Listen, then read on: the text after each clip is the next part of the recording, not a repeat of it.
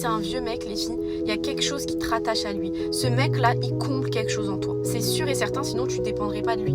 Ok? Posez-vous la question, et ça c'est dans mes livres que je vous pose ces questions-là. Je vous donne des exercices d'introspection. Qu'est-ce qui vous rattache à lui? Qu'est-ce que cette personne comble en toi? Si demain il est plus là, qu'est-ce qui va te manquer? À part lui, je te parle, qu'est-ce qui va te manquer? Son amour, son attention, sa sécurité, peu importe quoi, mais il va te manquer de quelque chose. La première chose à faire, c'est apprendre à se connaître, les filles. Deuxième chose à faire, c'est de s'aimer par soi-même et de ne plus attendre l'amour ou l'attention de quelqu'un, mais c'est se donner ce qui te manque, tu vois, ta faille là que tu as identifiée dans le premier point en faisant un travail sur toi avec mes livres ou autres, de combler ces failles que tu as par toi-même. Et ça, tu peux le faire par le travail sur soi, donc par mes livres, Comprendre pour guérir, ça pourra beaucoup t'aider, par des vidéos, comprendre tes blessures, identifier les blessures que tu as, blessures d'abandon, de trahison, etc., etc.